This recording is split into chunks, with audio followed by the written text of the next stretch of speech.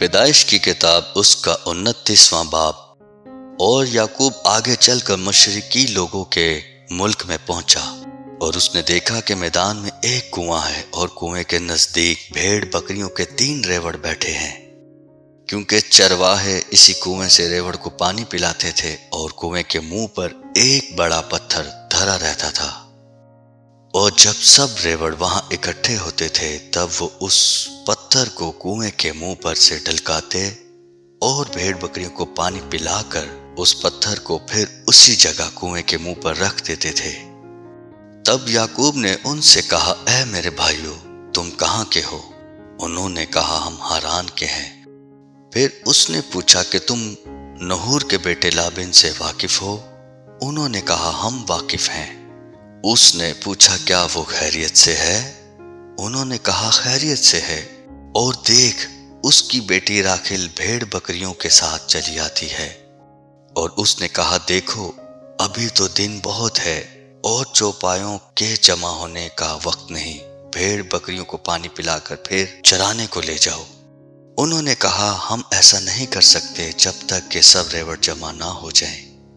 تب ہم اس پتھر کو کنویں کے منہ پر سے ڈھلکاتے ہیں اور بھیڑ بکریوں کو پانی پلاتے ہیں۔ وہ ان سے باتیں کر ہی رہا تھا کہ راکھیل اپنے باپ کی بھیڑ بکریوں کے ساتھ آئی، کیونکہ وہ ان کو چرایا کرتی تھی۔ جب یعقوب نے اپنے ماموں لابن کی بیٹی راکھیل کو اور اپنے ماموں لابن کے ریوڑ کو دیکھا، تو وہ نزدیک گیا اور پتھر کو کنویں کے منہ پر سے ڈھلکا کر اپنے ماموں لابن کے ریوڑ کو پانی پلایا۔ اور یعقوب نے راکھیل کو چوما اور چلا چلا کر رویا، اور یعقوب نے راکھیل سے کہا کہ میں تیرے باپ کا رشتہ دار اور ربکا کا بیٹا ہوں۔ تب اس نے دوڑ کر اپنے باپ کو خبر دی۔ لابن اپنے بھانجے کی خبر پاتے ہی اس سے ملنے کو دوڑا اور اس کو گلے لگایا اور چوما اور اسے اپنے گھر لایا۔ تب اس نے لابن کو اپنا سارا حال بتایا۔ لابن نے اسے کہا کہ تو واقعی میری ہڈی اور میرا گوشت ہے۔ سو وہ 1 مہینہ اس کے ساتھ رہا۔ تب لابن نے یعقوب سے کہا کہ چونکہ تو میرا رشتہ دار ہے، تو کیا اس لیے لازم ہے کہ تو میری خدمت مفت کرے؟ سو مجھے بتا کہ تیری اجرت کیا ہوگی۔ اور لابن کی 2 بیٹیاں تھیں، بڑی کا نام لیا اور چھوٹی کا نام راکھیل تھا۔ لیا کی آنکھیں چوندی ہوئی تھی، پر راکھیل حسین اور خوبصورت تھی، اور یعقوب راکھیل پر فرفتہ تھا۔ سو اس نے کہا کہ تیری چھوٹی بیٹی راکھیل کی خاطر میں 7 برس تک خدمت کر دوں گا۔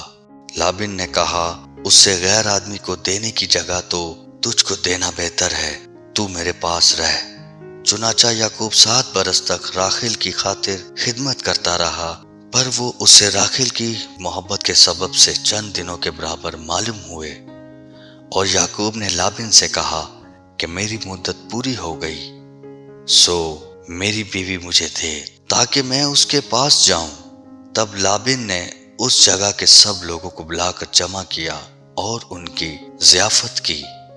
اور جب شام ہوئی تو اپنی بیٹی لیا کو اس کے پاس لے آیا، اور یعقوب اس سے ہم آگوش ہوا، اور لابن نے اپنی لونڈی زلفا اپنی بیٹی لیا کے ساتھ کر دی کہ اس کی لونڈی ہو۔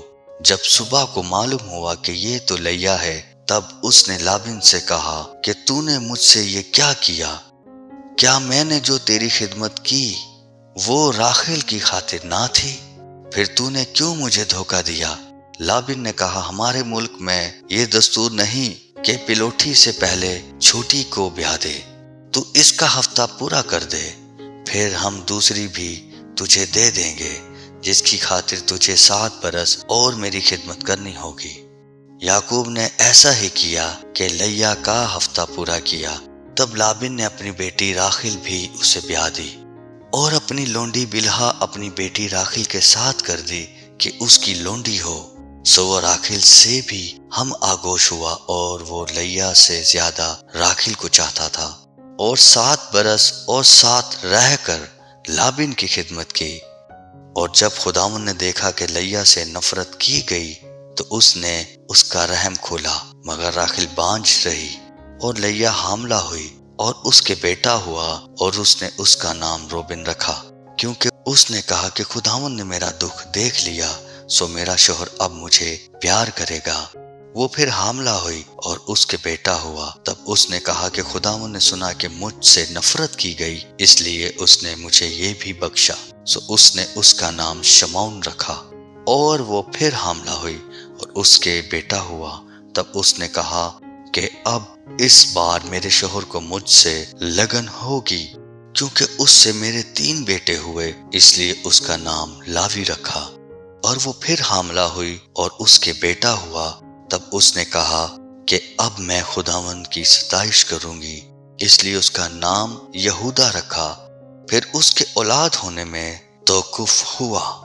خداوند کے پاک کلام کو پڑھے اور سنے جانے پر خداوند کی خاص برکت ہو، آمین۔